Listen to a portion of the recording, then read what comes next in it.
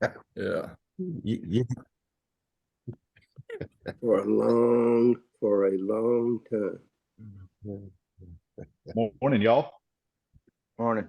Morning, Andrew. Hey, Andrew. Andrew, good to see you, brother. Hey, and I see Yüksel on the line again. Yes. Good to see you, brother. Shalom. Good morning. Mm. Morning. Webb Pepper's on there too. Hey, Webb. Well, Amen. Morning. Yeah. Afternoon, YK. Kay, it's 5:01. Shall we just simply turn it over to you and let you proceed? Hey, let's do a couple of war stories before we start.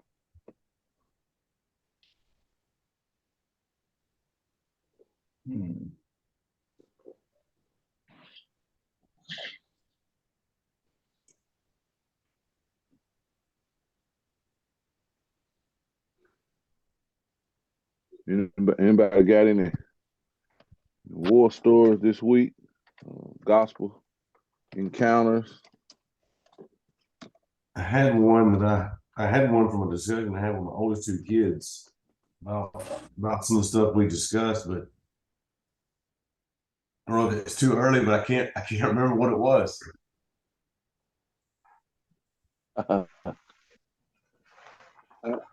If you don't mind, I can share one. Come Go on, ahead, you. Yüksel. Okay. It was a really encouragement to me. But before I say, I need to talk about the country of Turkey's spiritual situation. I mean, country of Turkey is around like 85 million, and there are only 7,000 believers. Not 17, just 7 out of 85 million. I mean, it's not many believers. So anyway, last 2 weeks ago, around 10 days ago, I was coming from Bulgaria in the bus. I had a ministry there. So in the bus, I met with a gentleman. We started to talk from there and here. And I said to him, I'm a Christian. I used to be a Muslim. I became a Christian later on. He got excited. He asked me, sir, if you don't mind, could you share your testimony? I'd like to know. And I shared to him. I said I was practicing Muslim and I was going to mosque. And one day I was sick. I was very sick. And one night, twice I tried to kill myself. And later on, Jesus appeared to me in a dream and he healed me. And his eyes were open.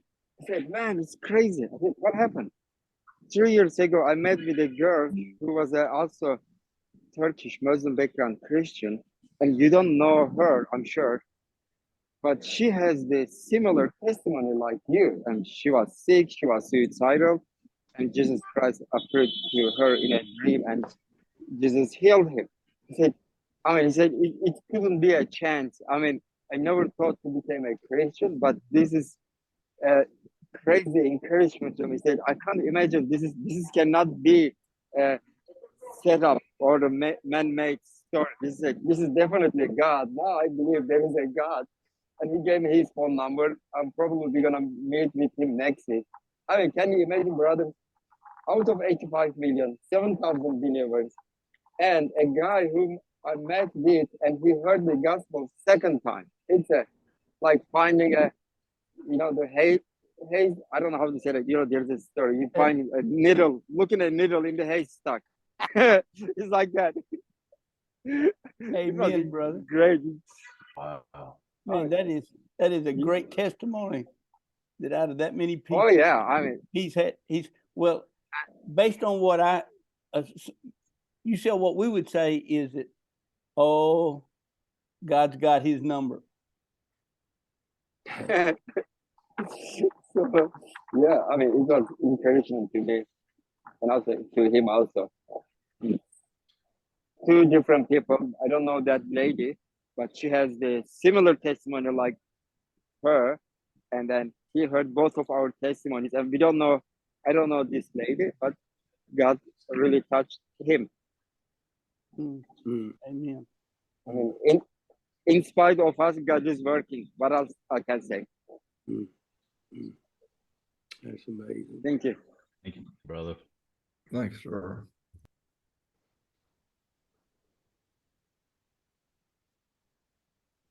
I had an interesting thing that occurred. Now, this was before we went to France. Had some opportunities back in the States once we got back in. But before we went to France, you know, I'd gone to eat at Waffle House with a friend of mine, and our waitress came up. She was probably in her mid-50s, African American lady. And so when she comes up, you know, began to interact with her and ask her, so what's your name? And she goes, you don't remember me? I said, well, I'm getting old, and I can't really say I do. And so she says, well, you were in here about 3 months ago, and you gave me a little booklet. I said, really? She said, yeah. And I said, well, did you read it? He says, man, did I not only read it? She says, I've read it. I got 3 grandkids that live with me and my daughter. And she said, we just made that a centerpiece of our house right now. And they've all read it. We've all read it. We try to do it every day. So that was really encouraging from a past situation. So, Yeah, it's amazing. Nice, really nice. So yesterday, we got one of those calls, Loretta did, saying you're the recipient of X million of dollars, and we got a check for with your name on it. And Loretta said, did Jesus send that check? She said, "Is Jesus' name on that check?" I thought that was just like so cute. And she was so bold with it. All right. yeah. Morning, guys. Morning, Charlie. Morning. Well, my camera's not working though, is it? Well, Charlie, to be honest with you, Charlie, you're not that pretty to look at early in the morning anyway. So it's okay for you just to be on. We know you're here. We're glad to have you. Okay, thank you. Charlie, you must be a disciple of Jeff because he ain't too pretty in the morning either. I kind of am.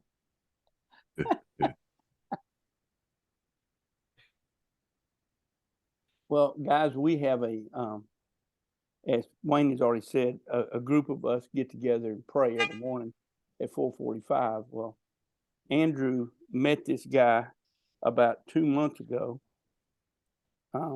at church, and the guy had just showed up at church, and he was trying to get his life together, and he knew that God fit into that thing in some way or fashion.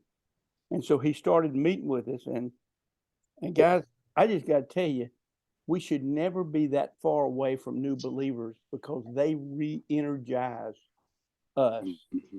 Yeah. If we ever leave and think that we're now mature and we're going to be with other mature believers, we're missing the boat, because this young man has been such, I'm not sure who's discipling who in the midst of this relationship. He's brand new, you know, but it is so, it has been wonderful. We went to breakfast the other day, and as y'all usually do, I'm sure all of us do the same, is I asked the waitress that we were about to pray, and did she have anything that she needed us to pray for? And she said, well, not really, but I'd like to pray with y'all. And so she prayed with us. Well, afterward, this young new disciple goes, oh my goodness, you can do that? He thought that was the crazy. That is unbelievable. And so it's just so great to have a new believer in our midst. And he's been faithful. Yeah, that was cute. I'll I don't really have a concluding part of this story yet. I would say it's one that's uh, in progress, but I do on days when I'm not meeting with people and I'm doing work on my computer, I'll usually go and work from Panera Bread. It's just my office is downtown, and if I'm at my office, I'm the only one there. But if I'm at Panera Bread, then I can be around people, and I like to do that. And so I've been going to this Panera Bread for, I don't know, maybe a couple years or so. And so I've gotten to know the staff, and it's been, I guess, one testimony is just in a sense that I've gotten to know the people that are in there by name, and it's a daily kind of ongoing greeting with them.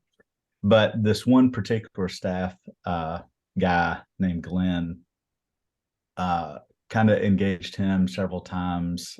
He knows where I stand, would share verses of scripture. He ended up moving off to California and Oregon, and he recently came back. And long and the short, his life has been difficult because he's living in homosexuality, and you can just see kind of disaster all around him. And so anyway, I came in the other day and he had come back, and he just came and sat at the table with me, and I just continue to share the gospel with him. So he kind of nods. He's not, it would be easy for him, I think, in light of the way some people who are homosexual to just get up and leave the table or say, who are you to judge me? He doesn't do that. And I try to share with humility towards him, recognizing that he's in a struggle, but also understanding that struggle may kill him. And so pray for Glenn. Amen. Hey, Andrew, and all you guys, thanks for sharing.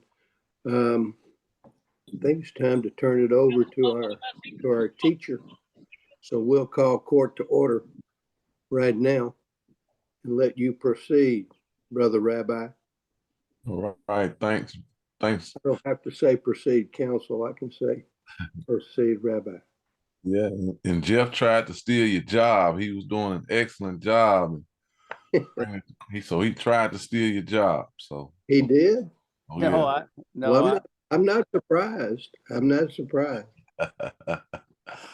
Well, good morning again, man. It's always great pleasures and enjoyments to be here. Always excited about this group, about seeing you guys, and I really, really love the fella. I know we hadn't talked about the Trotman Conference again, but I just want to let you guys know how much I enjoyed, being in person with everybody. So I'm not opposed if it becomes a twice a year event instead of an annual event. I'm not opposed to that, but anyway, to see you guys in person is great. So great seeing you guys to follow up on Zoom, see your faces. So yeah, and your letters for your night.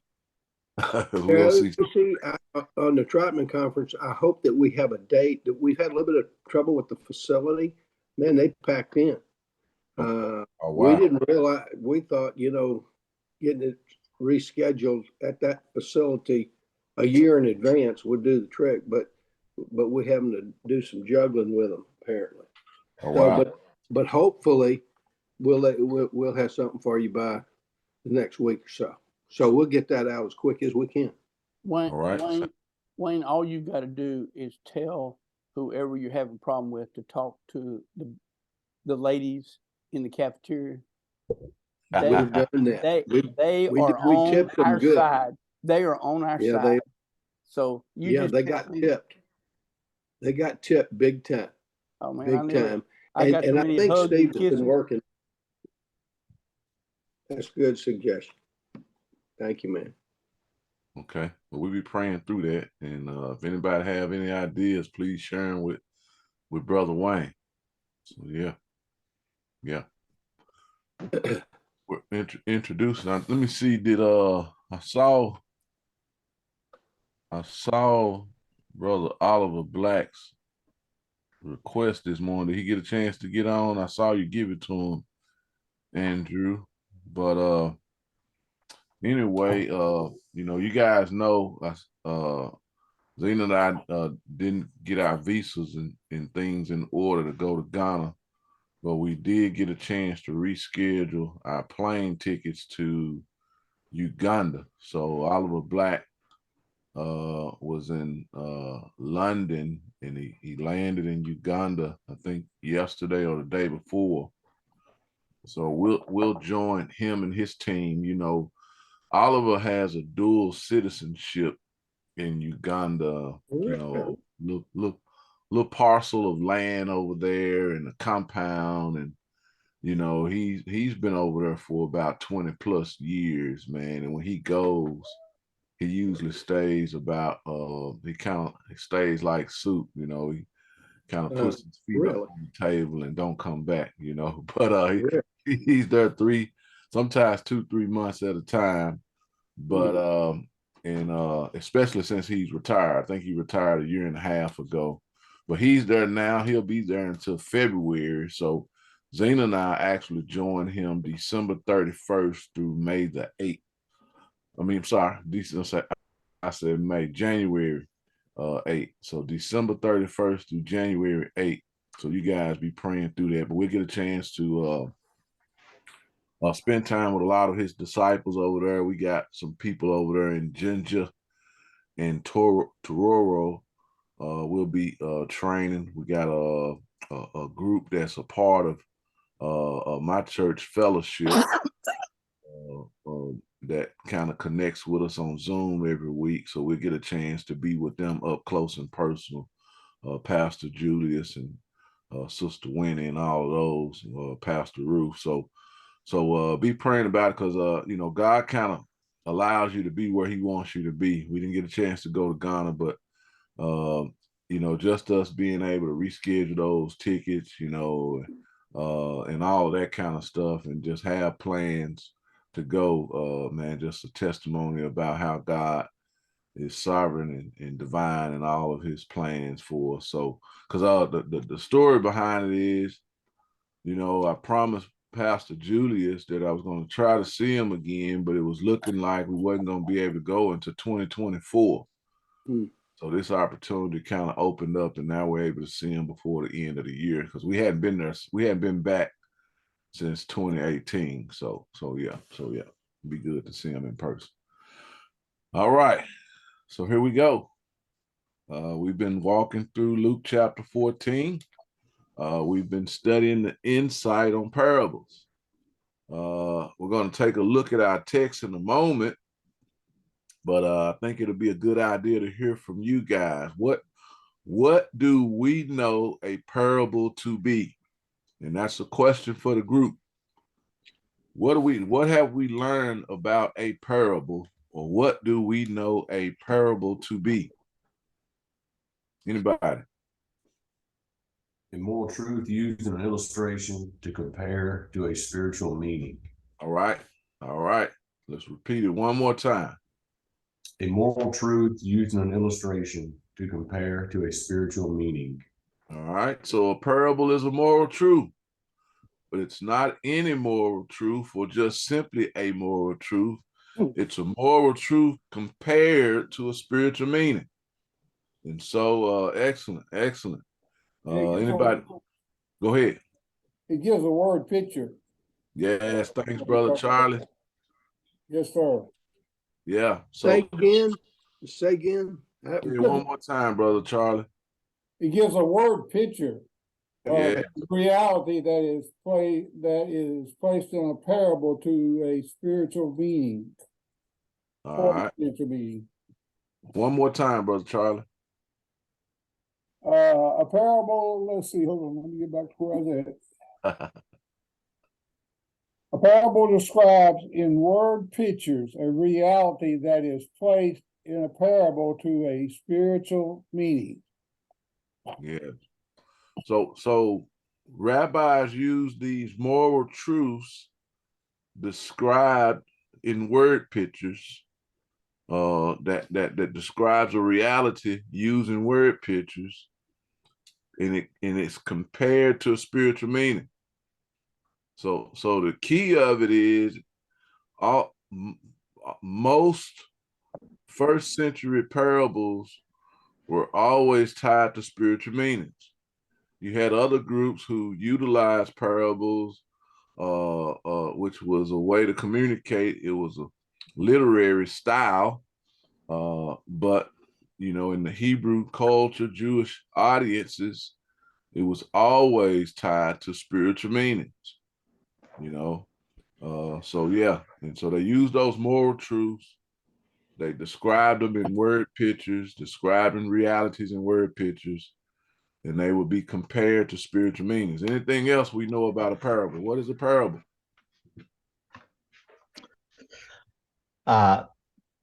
They were the clearest ways for students to understand the interpretations and meaning of the scripture. Excellent. Excellent. One more time. Parables are the clearest way for students to understand the interpretations and meaning of the scripture. And the parables were for the students. Yes. That was their audience. Yes. So who used in their teachings one third parables? Who used parables as 1/3 of their teachings? Jesus. Rabbis, Torah teachers. Yeah. Jesus and rabbis. Yes. So once again, if we took the synoptic gospels, Matthew, Mark, Luke, and we laid all of the sayings or the teachings of Jesus out, and we cut off 1/3 of Jesus's teachings would have been in parables. If you lay out the synoptic gospels and all the sayings of Jesus, 1/3 were in parables, but also culturally, rabbis, 1/3 of all rabbis' teachings were in parables. So Jesus was a man of culture, Jewish culture. And I say this, one of the reasons why it's important for us to know and understand what parables mean, how parables were composed, and how to interpret them. It's the best way to understand the Bible. It's the best way to understand Jesus. And so our goal in life is to be like Jesus. And so if we're going to understand what that means, it'll be a great idea, be a great endeavor for us to navigate what parables mean. All right. Anything else? What else have we learned a parable to be? A parable is an aspect of a concept called a Haggadah. And a Haggadah is a method of storytelling that demands a response or a decision. All right. I'm gonna get you to repeat that one more time, but I gotta throw a disclaimer out to the group. Dr. Fred, he rolled with me tough. And this group hadn't been introduced to that yet, Dr. Fred. It's cool. I thought that was new. We coming heard to it. Today we supposed to cross that line. So repeat it one more time. All right. Nothing like the press. Spell Haggadah first, please.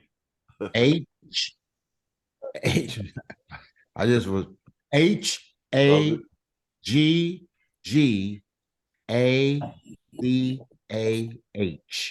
One more time. HAGGADAH.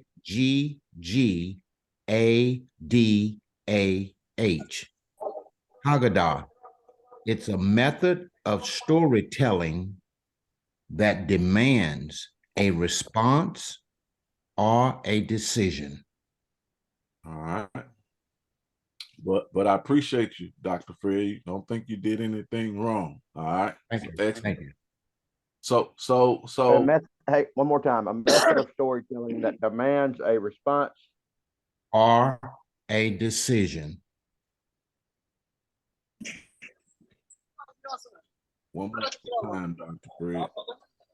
A method of storytelling that demands a response or a decision. Excellent. Hey, Yuxel, can you mute until Oh, you're sorry. ready? No problem. Until you're ready to talk, we want to hear from you. All right. So yeah. So you know, we're walking through compiling and against Danny's wishes, we're walking through compiling multiple definitions of parables. Yeah, that's what I was gonna say when you asked. I said it's a lot of different ways to talk about a parrot. Yeah. So but the key as I open up is for us to have a complete understanding in any context, in any space, you know, as followers of Christ, as students learning to become disciples. Some of us, it's a process. I believe you have to learn to be a disciple of Christ. You know, I don't think it's an easy introduction to one day you just all of a sudden are a disciple of Christ. I've learned, I believe, I've observed that it's a process to even become that because it's complex. You know, it's not as simple as we think about, hey, I want to be a disciple of Christ. Well, there's a level of commitment. Matter of fact, from my perspective, I believe being a disciple of Christ, there's a greater commitment in it than being a pastor. All right, now we got a lot of debate going on now in our minds. And being what? A pastor. A pastor. And I believe if we think about what we know a pastor's role is, if we think about what we're learning a disciple's responsibilities are, a disciple has every responsibility a pastor has plus some. See, if we think about the context of a pastor is only responsible for about this generation. If we think about the context of a pastor, his responsibilities, one, fall only in this generation. Two, they fall only to a particular community or a church group. Three, unless you're a part of a mega church, you know, and then you got to think, how can a mega church pastor really shepherd 15 to 2,000 people? You know, they give a message. The 15,000 hears the message, but he has no responsibility of true follow-up up close and personal to that 15,000 or 1,500. But a disciple has loads of responsibilities, even just to the one, spending time with him, helping that individual move from point A to point B in spiritual maturity, helping that individual navigate how to reproduce, having a responsibility. The biggest part of being a disciple of Christ is having a responsibility to the next generation. It's like everything I say has to count, because after I die, the next generation is dependent on what I said while I was alive. See, that takes the level of responsibility for a disciple of Christ to a whole nother level, you know, that I believe begins to surpass. Now we can talk about some of the other things about the responsibilities. What are the 4 jobs of a disciple? Somebody? Memorize the words of the teacher, follow the traditions of the teacher, imitate the teacher, raise up many disciples exactly like the teacher. Excellent, Andrew. One more time. Memorize the words of the teacher, follow the traditions of the teacher, imitate the teacher, raise up many disciples exactly like the teacher. You can put exactly next to each of those 4 statements. Yeah, and one more time. I see people taking notes. Memorize the words of the teacher, follow the traditions of the teacher, Exactly. imitate the teacher, and 4, raise up many disciples exactly like the teacher. Excellent. So just think. One more time. Yeah, one more time. Sorry. Excellent. One, memorize the words of the teacher. Two, follow the traditions of the teacher. Three, imitate the teacher.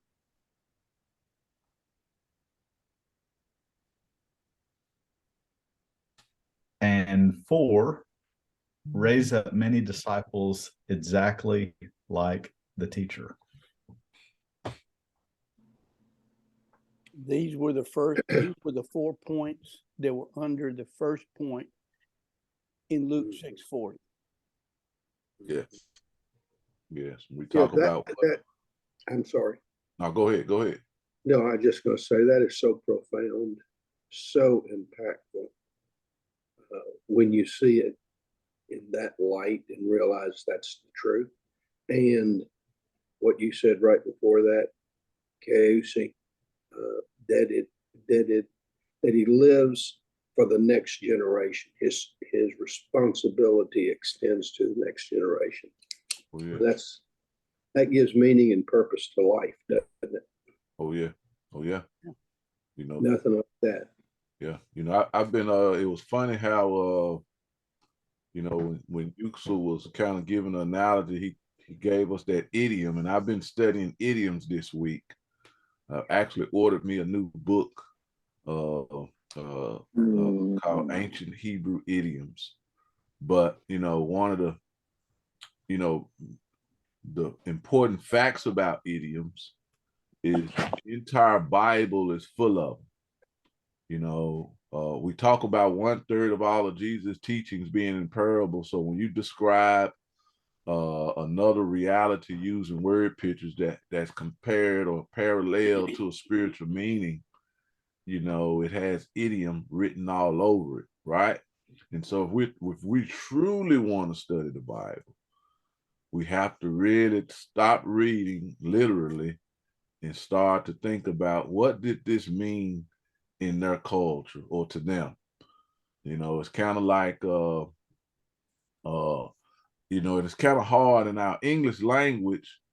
You know, our Webster Dictionary continues to revise and expand over time. So now when someone is born into the world and they learn a word in English, you know, they don't even know what the original meaning of their word was, because they include so many idioms to the meaning of a word in the dictionary. You know, just like we talk about hiring someone or termination, right, on a job, but we often say we fired them, and that's common knowledge to mean termination.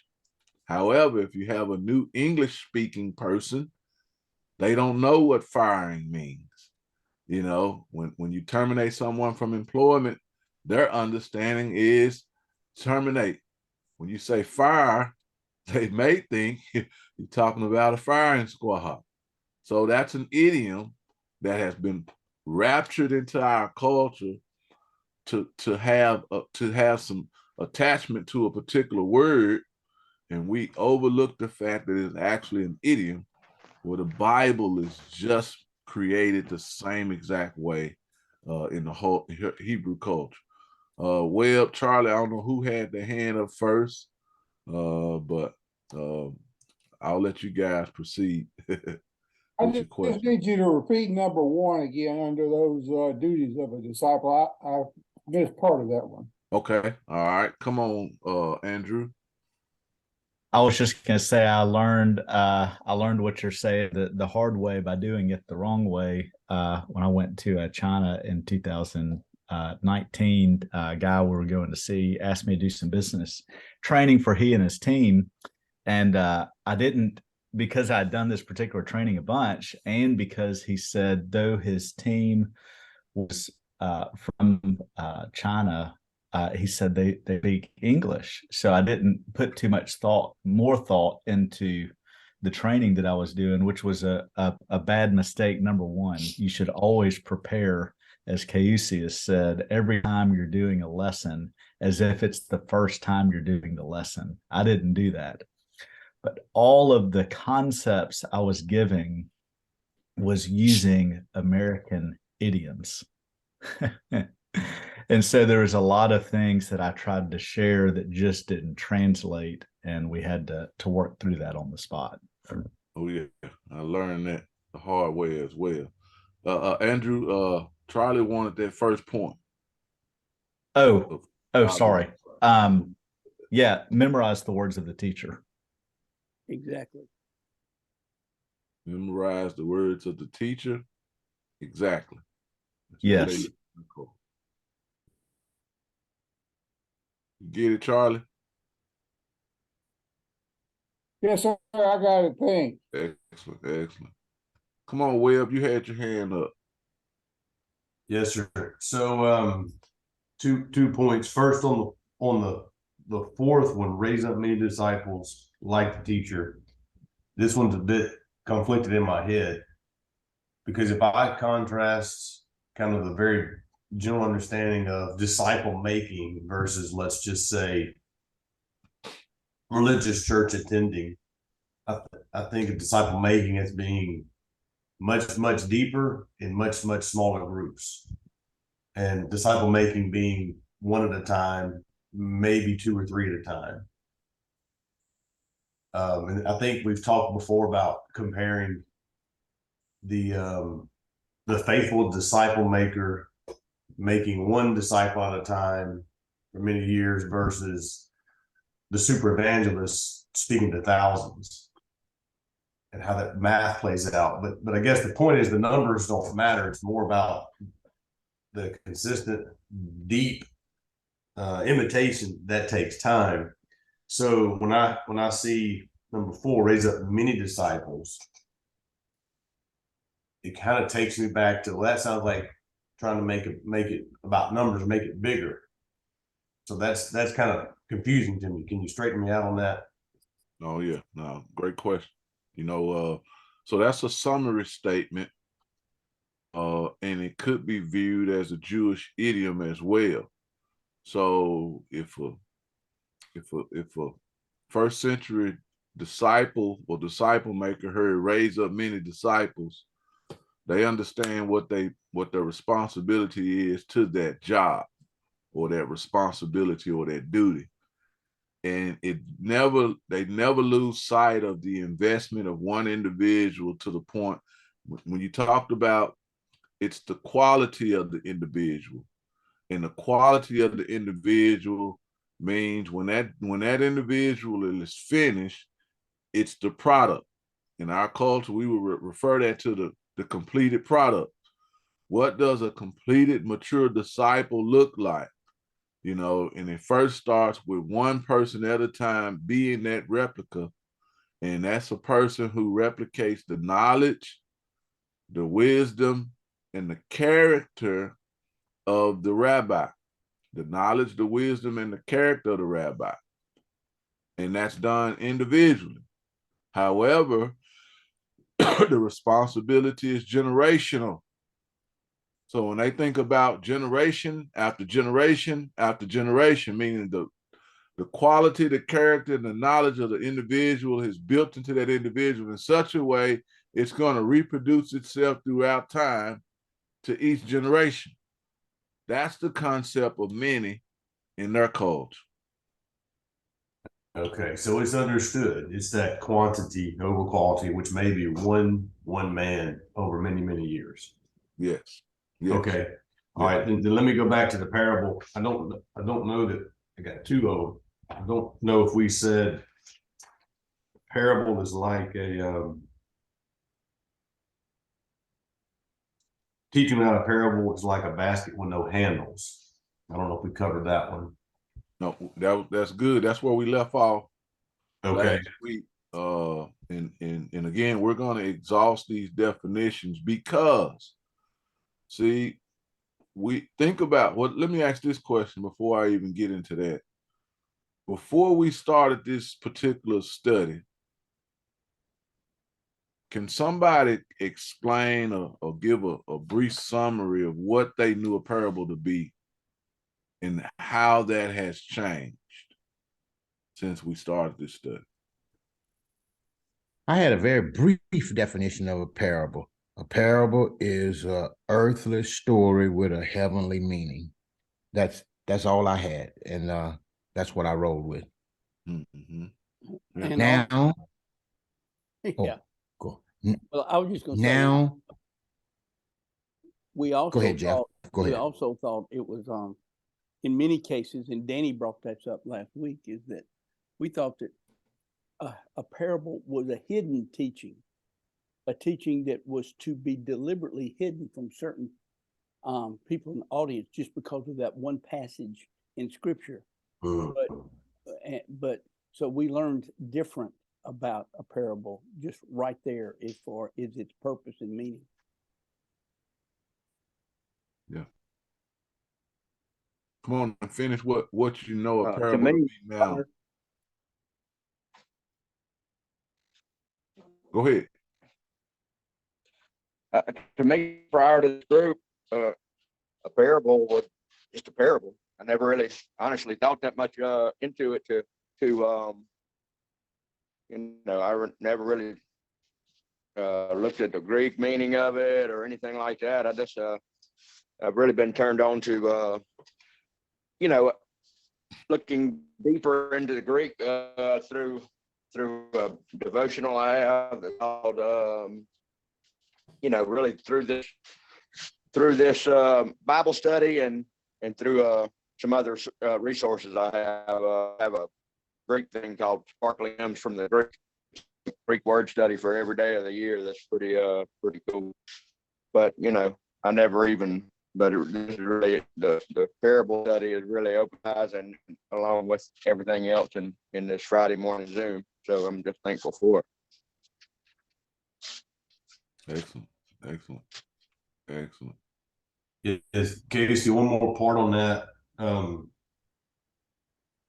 don't know if we said it this way, but I heard maybe from this group a few years ago, another purpose of the parable was to find ourselves in the parable. So we should ask ourselves, who am I in this story? Yeah. Is that right, or did I make that up? No, you heard it, you learned it. Okay. That's a learned explanation.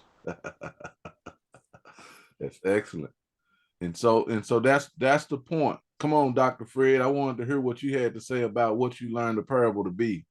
I know that was your next statement. Yes, sir. Yes, sir, it was. Now I know that a parable is a biblical method of teaching a spiritual truth. Yes.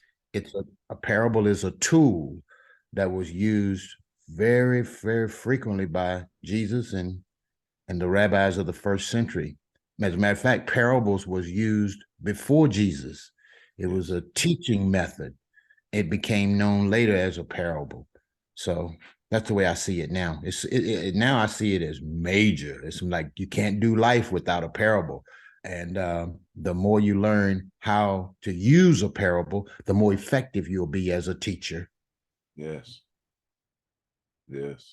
Which circles us back to Webb's question or statement about it being known in the culture of the Hebrews as handlers of Torah. It was known as so a rabbi or his students in everyday conversation, if you heard them mention the handlers of Torah, immediately everybody in the audience knew you were talking about a parable. Immediately they knew you were talking about a parable. And so we have to understand the culture, which goes back to the idiom. That's an idiom. Handlers of Torah is a Jewish idiom that refers to parables. And so that's why idioms are important, right? If we really want to understand the language. So it's kind of like if an American author wrote a book, and as Andrew experienced, our communication haphazardly is full of American idioms. And so an American reader catches it and understands, but an international reader begins to learn the language, picks up the book and reads, and they're so confused, right? They probably want to get on a plane and leave, never come back to America because they get so confused about all the idioms that we use in our language. Now take an urbanized American, put them in the hood, and listen to them. Come on now, you hear Soup talk about that all the time. You really get confused. Come on, Jeff. Yeah, look, we're living in a day of idiom. Going to a black church, when I hear them talk about certain things, I have to sit there and go, somebody give me a definition of what that is. I don't know what a sugar daddy is. I don't know what a side chick is. I don't know about cheese. All of those things rush upon me. And I told the pastor, I said, don't stop it. Just help me understand it. And but it's also generational here in America. Like, for example, when I grew up, I used to say things were screwed up. Well, my daddy thought when I was saying something was screwed up, that it was tightly put together, that was a good thing. And I said, no, Dad, screwed up means a bad thing. Well, then my generation, that generation passed. And so now I'm in a meeting and somebody says, man, it's all jacked up. And I thought, oh man, that's good, because when we were growing up, a jacked up car was the best thing you could have. And so, but then I learned, oh, Jeff, you messed up. Jacked up does not mean what we used to think it meant. Now it means it's screwed up again. Yeah. So now we see the framework and the importance of understanding our Bible from the perspective of the author's audience, and that's the framework. And that's what this study of parables is helping us do. It's helping us develop the perspective and the mindset to understand the framework from the audience it was actually written to. All right. And then we can better interpret it. It's impossible to interpret it for application unless we do. And so that's why we're spending so much time on the parable. That's why we're looking at it. So in their culture, they say handles of truth. Now think about what you were just explaining. So what they say is, if I can get a handle on yourself, or get a handle on it, right? In our culture, that's an idiom, right? So we can kind of relate to handles of truth just a little bit with that idiom, because when they say handles of Torah, it was a way to grab hold to it. But when you grab hold to it, the statement came out of a famous rabbi's explanation of the handles of Torah, or the parable, the importance of a parable. Ben Akiva said, a teaching without a parable is like a basket with no handles. You have nothing to grab hold to draw unto yourself. All right, I'll say that again. So Ben Akiva, is a well-known rabbi in their culture, once said a teaching without a parable is like a basket with no handles. You have nothing to grab hold to draw unto yourself. Whether we see it or not, the hidden meaning of a parable is mentioned in this statement. And that's where we're going to connect Haggadah. So, and so think about it. When he says a teaching without a parable is like a basket with no handles, then you have nothing to grab hold to draw into yourself. So the goal or the purpose of a parable is to ensure the students, we have said this earlier, the goal of the parable is to ensure the students can see themselves inside of the teaching. So it's just like a basket with handles. I can draw it unto myself to see inside, to draw me inside of the teaching. And that's the purpose of a parable, is to draw the audience or the student inside of the rabbi's teaching. The purpose is to draw the audience or the students inside of the teaching. See, if I'm inside of the teaching, I have a greater chance to be provoked to a decision. And the goal of a parable is to render a decision from the students, to render a decision from the audiences. That's the goal. That's why they're well placed. They're well placed in conversation to the point it's going to give the teacher the greatest chance to elicit a response from the hearer. So that's Haggadah. That's what Haggadah is. You said if I can see myself in the teaching, I'm more likely to do what? Respond, make a decision. Make the decision according to the truth inside of it. It's a better explanation. But if I can see myself inside the teaching, I'm more likely to respond accordingly. If I can see myself inside of the teaching, yes, like David. Man, Come on, Bradley, I see your hand. So this may be a dumb question, but what is the in the Hebrew language? Is that a compound word? Because halakha and Haggadah seem like they're kind of similar. I was wondering what the root of that word was, if it is a compound word. Yeah, I need to investigate it further. You know, as you learn or you mentioned, most words have origins, and they're made up of other words and statements. So that's most likely correct, yes. But I haven't looked at it or investigated it deep enough to break it down for you. So hopefully in time I'll be able to do that. And I'm gonna unpack Haggadah a little bit.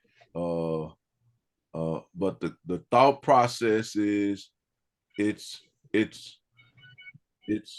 entertaining, well-placed story with the intention to render a decision from the audience. The way the story is told, it's captivating, it's entertaining, but the goal of it is to render a decision, and not just any decision, a biblical decision, spiritual truth. So it was written or created around understanding the character and the nature of God. That's the beauty of it. They were centered around helping the audience or the students understand the character and the nature of God.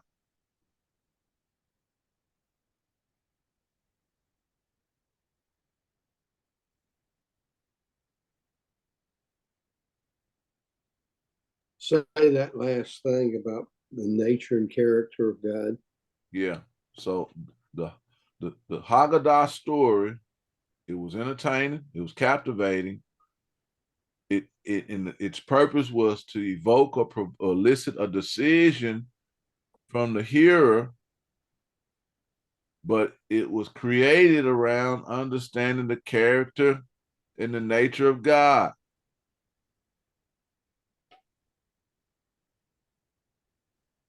So whatever the parallels are, the comparisons are, inside of those, they would be similitudes of the nature of God, the character of God, which is what our life vocation should be about, is developing that character, understanding that character, being a part of that character, living out that character.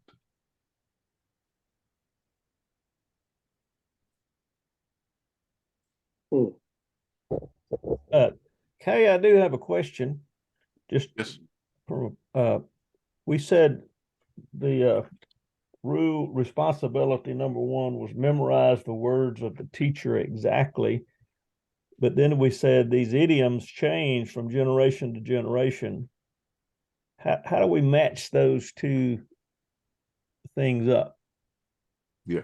Well, we were given the analogies of idioms from their culture to our culture when we mentioned that they change. But most of the idioms in the Hebrew culture repeated themselves throughout their culture. We're talking about first century, but actually we have to go back 100, 200 years before Jesus and understand when this communication began or started. We can go back to we got a lot of intelligent and learned individuals. Can anybody estimate how many years it was after David was king before Jesus came to the earth? Let me say that again. Can anybody estimate the number of years between David being king and Jesus being born in Bethlehem? It was 14 generations, wasn't it? 14 generations. How many years is estimated in a generation? 20, isn't it? 40, isn't it? I think they do 20. 20 is right. Well, we're just trying to get an estimate. But great, thanks, John. So let's do 20 times 14. 280. So According to Google, is 1,000 years. what's that? What does it say, Brad? According to Google, is 1,000 years. Generation is 1,000 years. No, not a generation.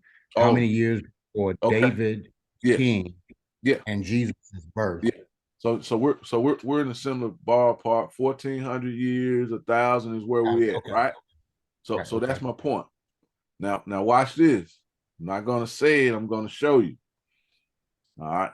Let me show you. Jesus used parables, that he understood these idioms and cultural practices. Now let's look at 1,000 years of separation in this particular culture and how relevant parables were from David all the way to Jesus. Give me one moment.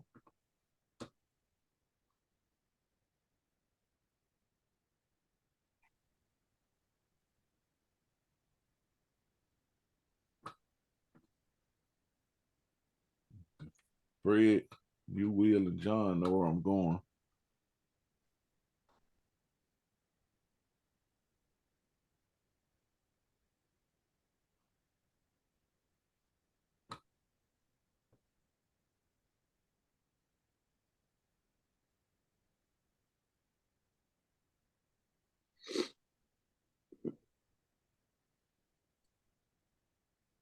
Somebody read.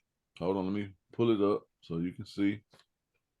2 Samuel chapter 12. Somebody read verses 1 through 6. 2 Samuel chapter 12, verses 1 through 6. Then the Lord sent Nathan to David, and he came to him and said, there were two men in one city, the one rich and the other poor. The rich man had a great many flocks and herds, but the poor man had nothing except one little ewe lamb, which he brought and nourished, and it grew up together with him and his children. It would eat of his bread and drink, of the cup, and lie in his bosom. It was like a daughter to him. Now a traveler came to the rich man. He was unwilling to take his own flock or his herd to prepare for the wayfarer who had come to him. Rather, he took the poor man's ewe lamb and prepared it for the man who had come to him. Then David's anger burned greatly against the man. He said to Nathan, "As the Lord lives, surely the man who has done this deserves to die, and he must make restitution for the lamb fourfold, because he did this thing and had no compassion." All right. Some of you guys see where we're going now. So I love the opening statement, because it could have easily said, and Nathan spoke a parable to David, which is what we see in the New Testament about Jesus, but it didn't. However, when you read and learn a parable, you see, man, here's a parable well placed over 14 or at least 1,000 years prior to me seeing a parable in the New Testament Jesus is speaking. And it has the same content, the same makeup and meaning. And so we see the word pictures. We've learned what a parable is. We can describe it. Here's word pictures that describe a reality, right? That has a parallel spiritual meaning. So there's a spiritual meaning here. We see the spiritual meaning. The spiritual meaning is all about restitution. It's all about trying to help this, whoever this person, the student is, which is David, see themselves in this story. However, David didn't catch it at first.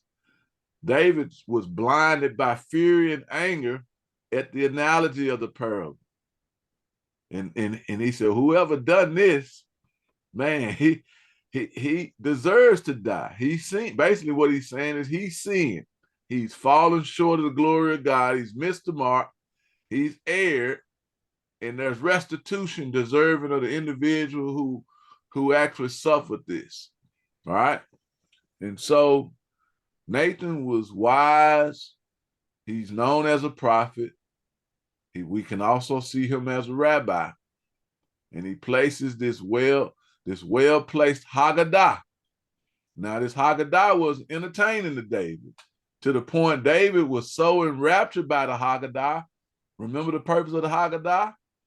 It's to render a decision.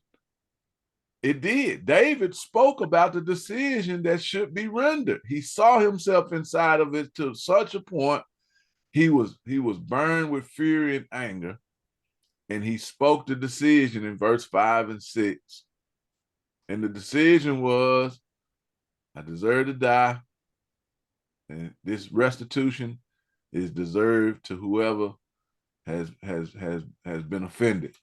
However, the parallel reality of it was David had killed a man, and the person David offended was who?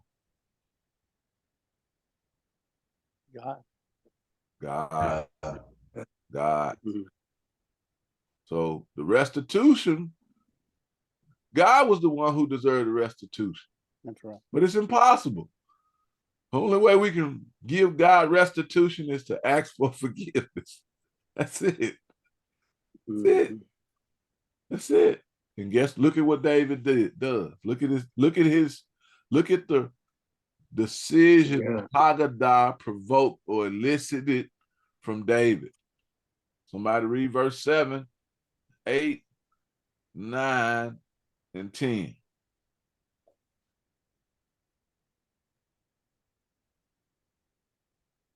Nathan then said to David, "You are the man. Thus says the Lord of Israel. It is I who appointed you king over Israel, and it is I who delivered you from the hand of Saul. I also gave you your master's house and your master's wives into your care, and I gave you the house of Israel and Judah. And if that had been too little, I would have added to you many more things. Why do I continue? Yes, sir. Why have you despised the word of the Lord by doing evil in his sight? You have struck down Uriah the Hittite with a sword, having taken his wife to be your wife, and have killed him with the sword of the sons of Ammon. Just keep And going. now, therefore, continue on. Yes, sir. Now, therefore, the sword shall never depart from your house, because you have despised me, and have taken the wife of Uriah the Hittite to be your wife. Thus says the Lord, behold, I will raise up evil against you from your own household. I will even take your wives before your eyes, and give them to your companion, and he shall lie with your wives in broad daylight. Indeed, if you did it secretly, you did it secretly, but I will do this thing before all Israel and under the sun. All right, now. Then, yeah. Now, then David said to hold on. Nathan, I'm sorry, just one moment. that's all right. This is the response of David. So we saw his initial response after Nathan wisely drew David inside of the truth. Wow. All right. Once the comparison of God's nature was revealed to David, remember, a parable always has a comparison of the nature of God, the attributes of God, versus the human response. Now let's look at the human response once the nature of God has been brought into perspective by the student. Then David said to Nathan, I have sinned against the Lord. And Nathan said to David, the Lord also has taken away your sin. You shall not die. However, because of this deed, you have given occasion to the enemies of the Lord to blaspheme. The child also that is born to you shall surely die. So Nathan went to his house. All right. Yeah. At least 1,400 years prior, at least 1,000 to 1,400 years prior to the parables and the Gospels. All right. So they've been around. And so the whole point of it is, that span these particular cultural idioms and literary languages and techniques was enraptured or encased inside of this particular Jewish culture. And it's a culture that we learn to better see God. God revealed himself to us. He chose this particular, regardless of how we feel about this group of people, regardless, good or bad, he chose this group to reveal himself to the entire world. And if he chose this people, matter of fact, not only did he choose this people, he created it out of nothing. When we first see Abram in the Bible, this group of people did not exist. When God called Abram, not only did he choose Abram to reveal himself to the world, but he created a group of people before our eyes to reveal himself to. You lost me there, KC. All right.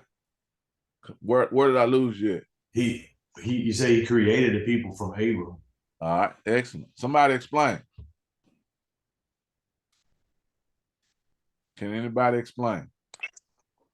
Well, he called Abram out of Ur of the Chaldees, out of a pagan nation, to give up to leave his family, and told him to go to a land that he would show him. And Abraham, by faith, just did it. And then God made a covenant with him that said he would be the father of many nations. So through Abraham, through faith, Abraham was saved, and through his progeny, through Isaac, Isaac begat Jacob and Esau, and then Jacob begat he was Is that what you were thinking about, Casey? Oh, that's it. Abraham was the first Hebrew person. Abraham was the first Jewish person. The language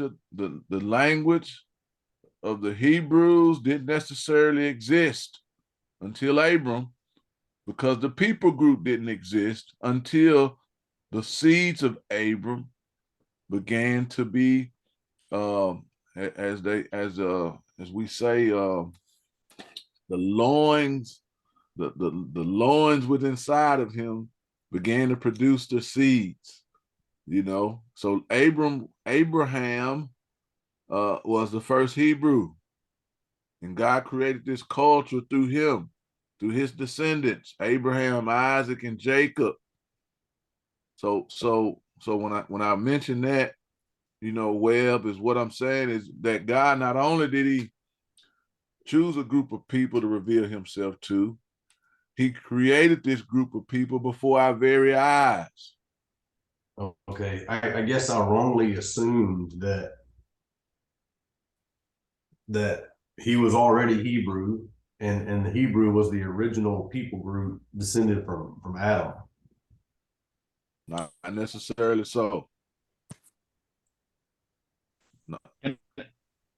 No, it was created, and I hadn't looked at it or referenced it, because if we read our stories of Abraham through Isaac, we'll actually see in the conversation. I can't remember where it is right now. I'll reference it at another time. But the title or the name of the Hebrews came out of some communication Abraham was having along the way, and that's how they were named Hebrews. There's an interpretive meaning of some of the language he used as he was communicating, if I'm correct, and I may be wrong, maybe when he but again, we'll look at it. But yes, that group, that language wasn't even named yet before Abraham was mentioned in the Bible. Also, Casey, can you hear me? Yes, sir. Yeah. Yeah. The peep is up.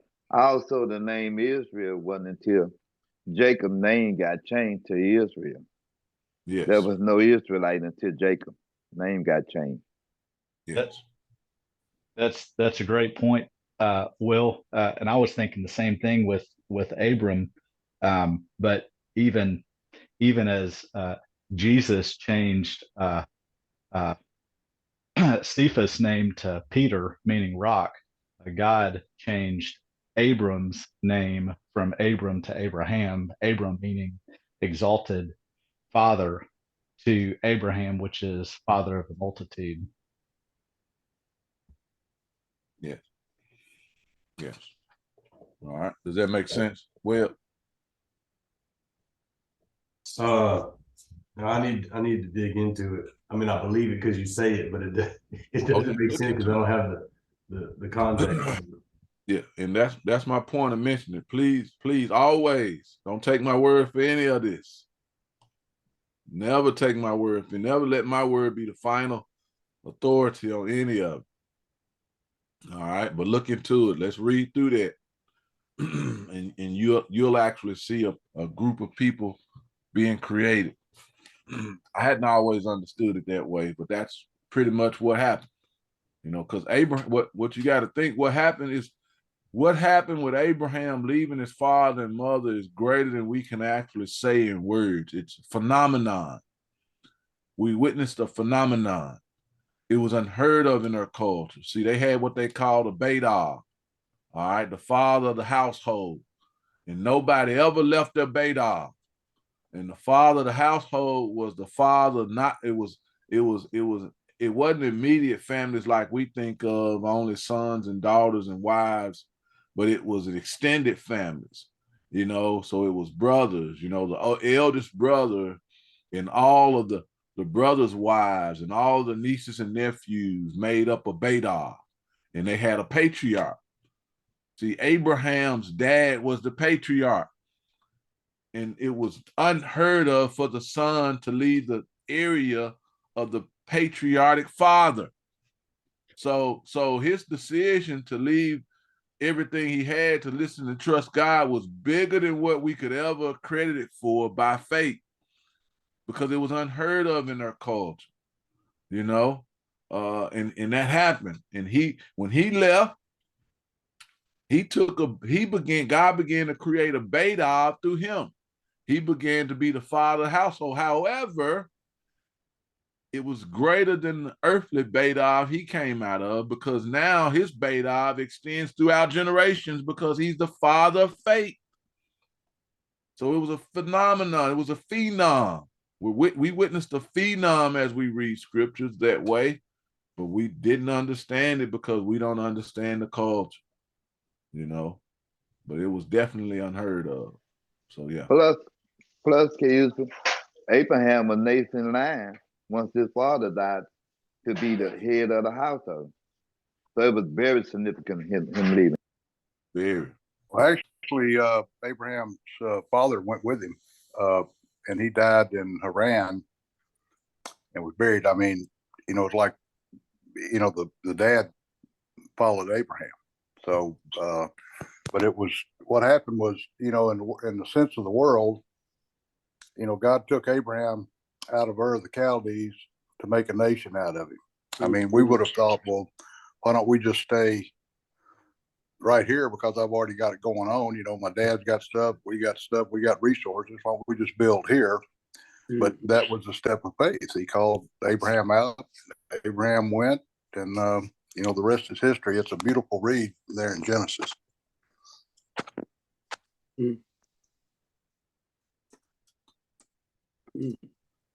Well, in KUC, you've taught us that we always need to look at the pretext. And as we're talking about this, I'm thinking about Genesis 12, which is where the story begins. Well, we got to go back to the pretext. What's pretext of 12 was 11. And what happens in 11? There was, the scripture says there was only one language and a common speech, English. I'm just kidding. It wasn't English, but there was only one language. And then there was the, confusion of the language, because what did people want to do? They wanted to stay in one place and make a name for themselves. Yeah. Yeah. Yeah. Yeah. Yeah. Pretext is critical. Yes. Always. Yes. Yes. All right. Let's see. Any other thoughts? But appreciate it. Thank you guys for your comments. Dr. Fred, you were getting ready to unmute. Did you have a comment earlier? How do you spell Beta? Okay.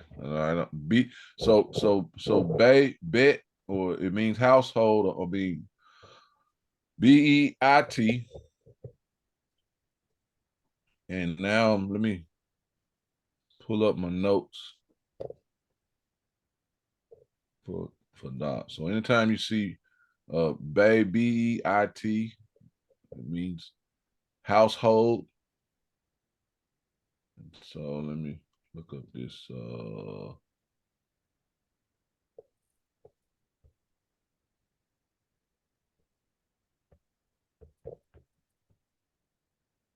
Am I allowed to get excited? Oh yes, all the time. Oh yeah. Jeff, this is exciting, man. This is firing me up. All right, Judge, I see you over there. All right.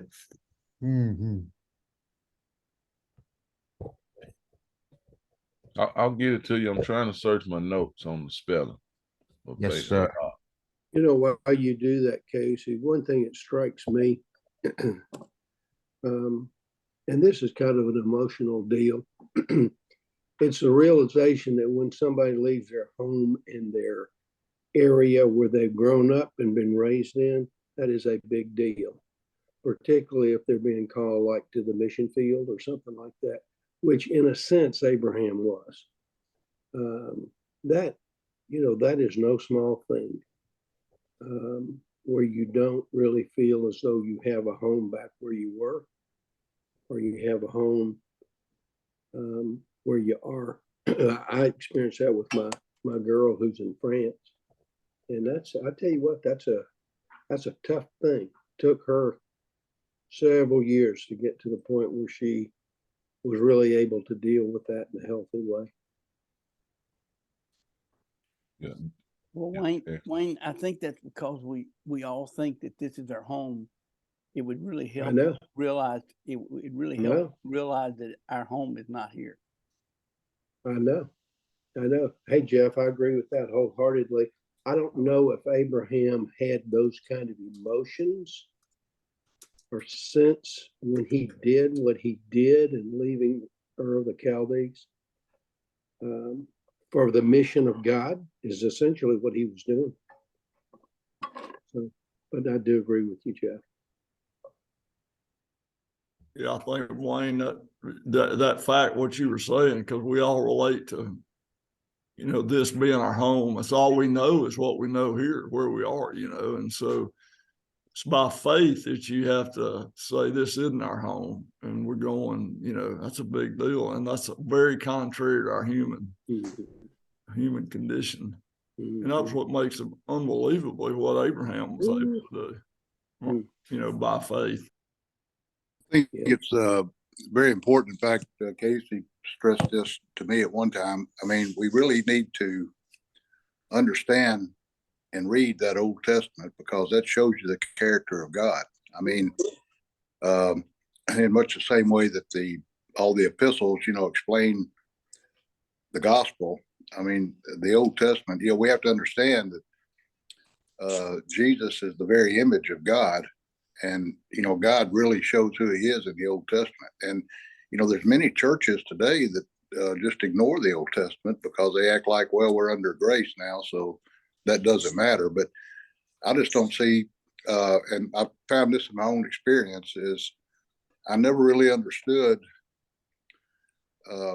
Hebrews, for example, until I understood the Levitical laws and what the sacrifices were all about. And it's just an amazing journey to go through there. And I mean, we could study all of our lives and never scratch the surface, but it's just amazing how it will open your eyes to a lot of things and how God reveals himself to you as you read through that Old Testament. And there's some great historical narrative poetry. It's a beautiful book. Yeah, I totally agree, John. All right. Thank you. So as you guys see, I put it in chat. And so again, we talked about the transliterations or transliterated words, trying to find, English letters and alphabets to match, the Hebrew characters, and they called them yods in the Hebrew alphabet. Yods make up, markings on each letter. But anyway, so bet is household or house. When we see Bet Sefer, house of the book. Sefer means the book, house of the book. So we see Bet Dab or Bet Ab. It means household of the father or father's household, which is where we see Abba, Abba Father. Really, when we say Abba Father, we're saying the same thing. Abba means father. But so Abba is where Ab comes out of, or Abba means father. So Bet-Ab or Bet-Ab, father's household. So yes.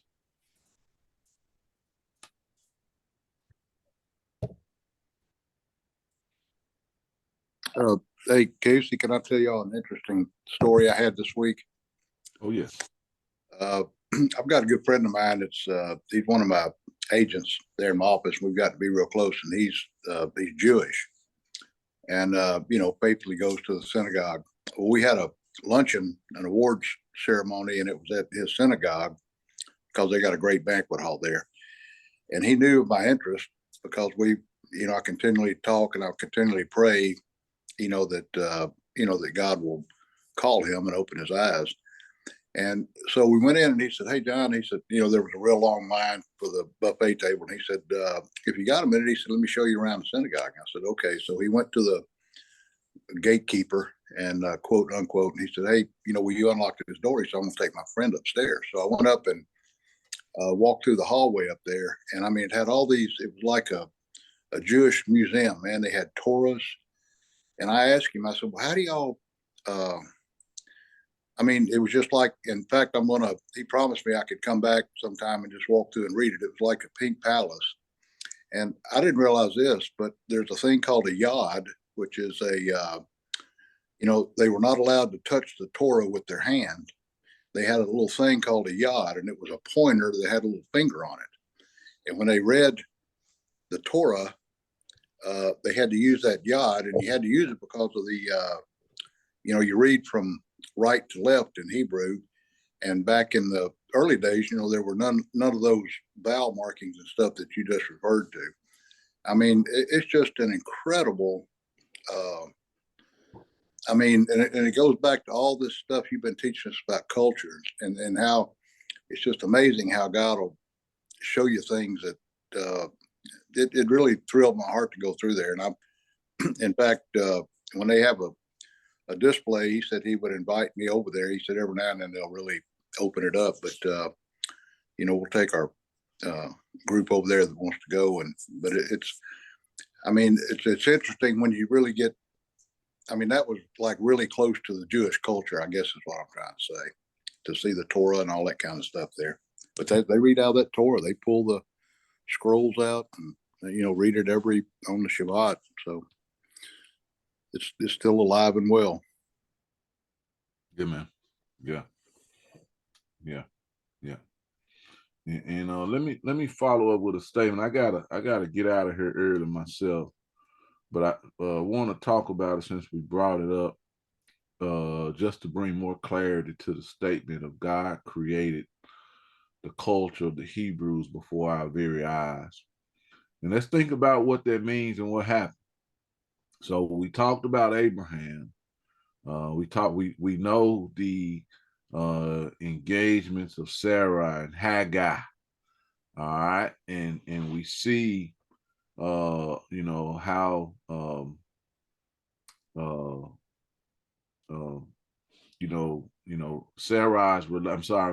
Abraham and Sarai, his relationship, and we see Ishmael coming out of it, and we see Ishmael being the father of the Edomites and all of that, and then we see Isaac, and then we see Isaac only having one child. We see Isaac being the only child of Abraham with Sarah. All right, and there's a saying. Now you think about this.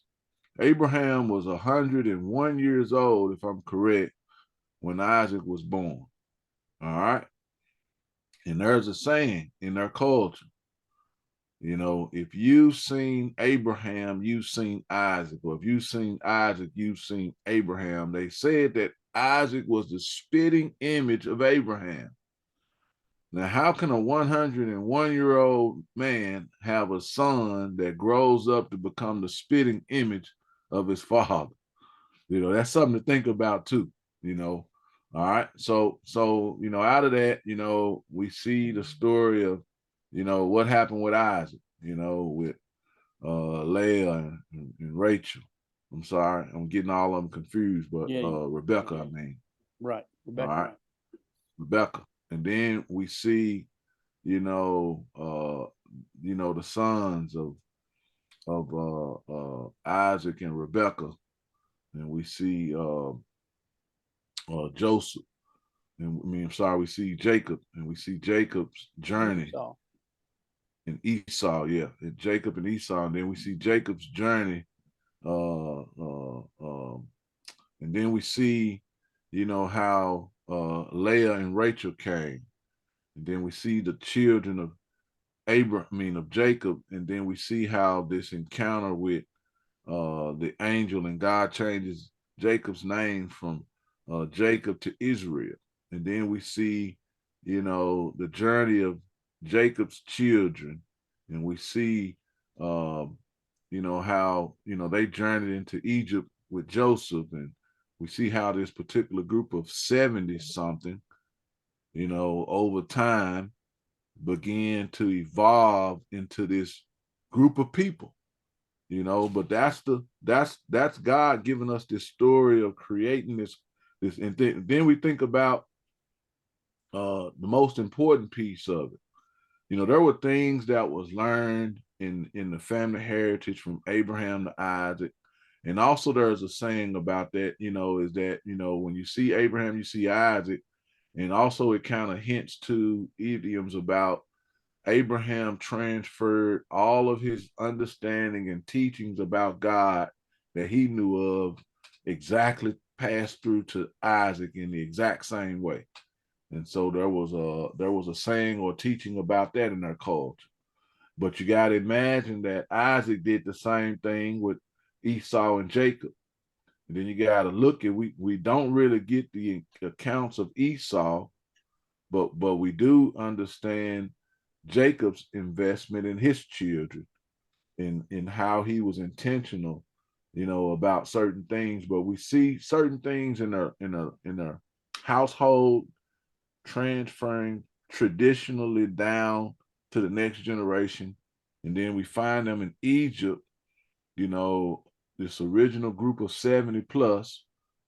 And then we see God bringing them out through Moses.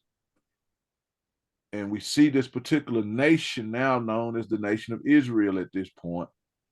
But we see as God introduces himself to them, the laws that he gives, the 613 laws that he gives, begins to establish culture, begins to establish, you know, standards, rules for living, you know.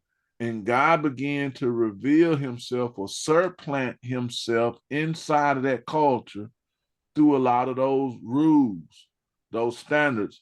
And they began to know those rules and standards as Torah, which is why Torah was so important. And so when we see Torah, we think about only laws, but what they think about too is God imparted a standard of living that we adopted a culture out of. And so over time, those introductions of statements of this way and live this way begin to create a culture. And the culture that we're looking at was created before our eyes, and the scriptures were written out of those cultures. Those were accounts of interactions with God to highlight, you know, the miraculous fingerprint and hand God had in human life. And those were writings that were created to begin to capture some of that we now know of as scripture. You know, come on, Bradley, I see your hand up. You're on mute, Bradley. Unmute, bro. You were saying that Abraham and the 70 came out and they became the nation of Israel. Is that correct? Yes, we read that in the Bible. So. Okay, yeah. Okay. There's a I can't remember where it's at in the Gospels where I think that it says Jesus sent out the 70. Yes. Yeah. Could that be the original 70 with Abraham became the nation of Israel? And would it be like would that be like a cross reference or pointing toward the 70 that Jesus sent out that would would grow the church? I wouldn't necessarily say it's a possibility. It has some maybe some similarity. Everything in the Old Testament points to the New Testament. Yeah. But my point of it is there was a number. It was 70 something that went with Israel to Egypt. It wasn't 70 exactly. It was like 76 possibly or something like that. I hadn't looked at it, but we got to define the numbers, and that's why I said it may have some similarities, but the numbers weren't 70. It was more than 70 individuals. They gave us an exact number of how many individuals went to Egypt with Israel when Joseph was second in command to Pharaoh. I think it was about 76, or maybe off. Somebody look that up for us. And that's the only reason why I said cautiously, because also when he says he sent out the 70, some translations say 70 or 72, right? But there is a possibility that that number has some kind of significance to it, you know? So, yeah.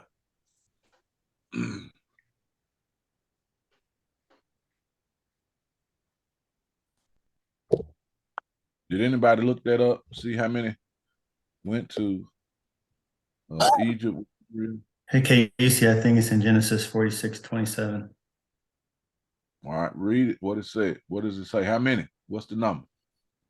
So it says, I'll start in 46:26. It says, all the persons belonging to Jacob who came to Egypt, his direct descendants, not including the wives of Jacob's sons, were 66 persons in all. Okay. And the sons of Joseph who were born to him in Egypt were 2. All the persons of the house of Jacob who came to Egypt were 70. Okay. All right. Okay. So it does say 70. I knew it was a 6 in there somewhere. But again, you know, that's the number. So there may be some relevance to it. You know, there may be some relevance to it. Not saying it's not, but yeah. But the whole point of it is, out of that number, you know, now we look at the generations of individuals who would connect themselves to the bloodline of being a Jewish descendant, right? Hebrew speaking person. But we see God before our eyes, you know, from Abraham. He birthed this particular group of people known as the Israelites that he used to tell the story of how God created the world and engaged himself through a people group to make himself known, and so that we would know how to live to serve him. 4 main rules of serving God. Deuteronomy 10 and 20 gives them to us. He said, you shall let me think through it. You shall serve me. I'm sorry. You shall Did it fear say the fear Lord first? Yeah, fear first. You shall fear me, serve me, cling to me, and swear by my name. So those were 4 keys that God gave to connecting, to serving, relating to him, you know. But in that sense, he revealed himself. He created this people group, and he wanted us to connect. He wants to have a relationship with him. He wanted us to know who to have a relationship with, but he also wanted us to know how to have that relationship. He wanted us to know he was holy. You know, God and sin can't dwell in the same sense, but he also wanted us to see our need. You know, there's a reverence of fear, you know, in that sense. But he revealed himself, and he did it through this people group. And there's a language that they communicated, that God communicated back to them in this language. And there's so many vast nuggets, insights of understanding God and connecting with God that's revealed if we understand that language of communication, because that's what the scriptures were written out of, is the whole point. Come on, Charlie. Would you repeat those 4 keys again, please? Come on, Jeff. Fear, serve, cling, And and swear. swear. And in fact, Casey, that whole passage kind of ties everything together, because it says, you shall fear the Lord your God, you shall serve him and cling to him, and you shall swear by his name. He is your praise. He is your God, who has done these great and awesome things for you, which your eyes have seen. Your fathers went down to Egypt, 70 persons in all, and now the Lord your God has made you as numerous as the stars of heaven. Mhm. Okay. Casey, do you need to go? Yeah, I do. I was gonna say I'm gonna get ready to sign off. I appreciate you guys. Let's see. What's Yeah, that reference, Jeff? That's I know y'all Deuteronomy mentioned 10:20 through 22.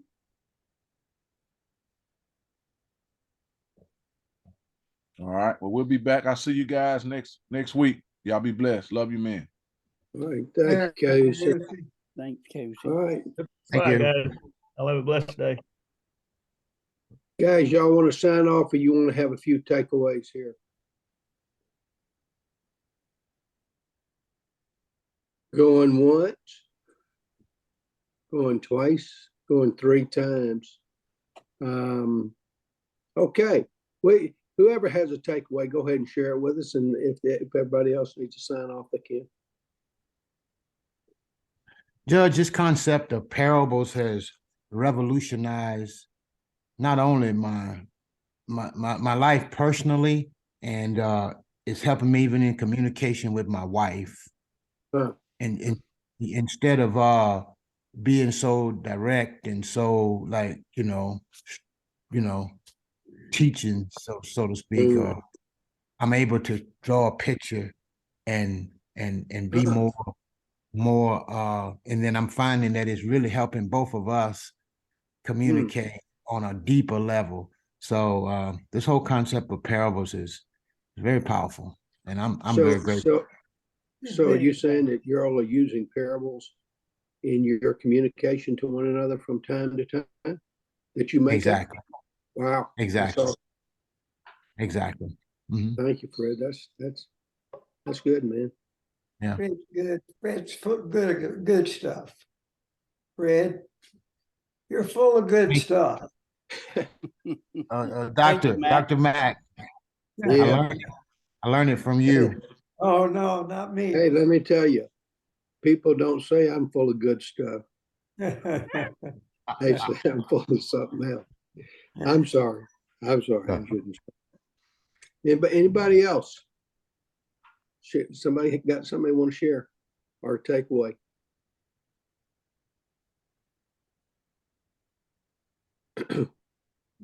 I got a missionary in my discipleship group on Thursday morning. He's trying to get enough money to go back to the field. So he's back here for 3 months. He's a neat guy. Thank you, Matt.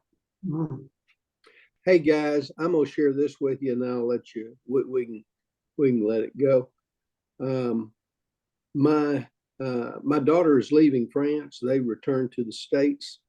They'll be involved in a church plant in Asheville, North Carolina. But one of the things that they are leaving behind is a young man named Dominique. I don't know how many of y'all know of Dominique, but he is from Guinea.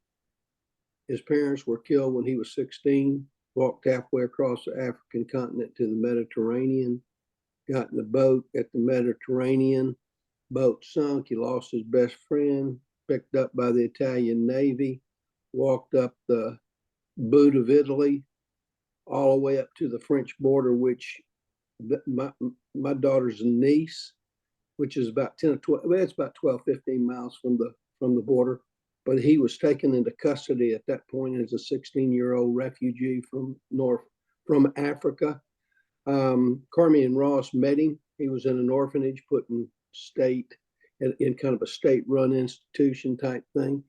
And they were having ministry with some of those refugees. And ultimately, he made contact with them.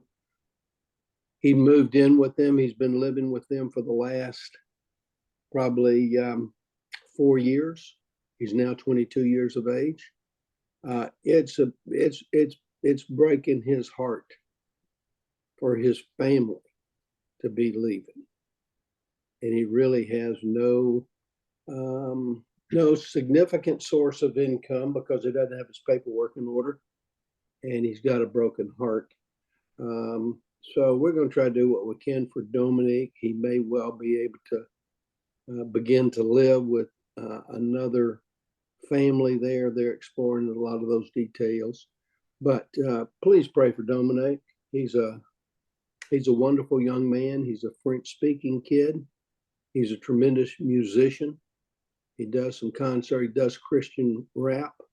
Strong believer, but really has no family and is about to lose what he had. Didn't he have some issues last year, Wayne? Didn't he have some issues last year? Yeah, paperwork. He's been deported, but that is on appeal. Okay. Because of lack of paperwork. So, and he may end up, they may deport him back to Guinea. I don't know. But I would really appreciate your prayers. Will do. All right, men.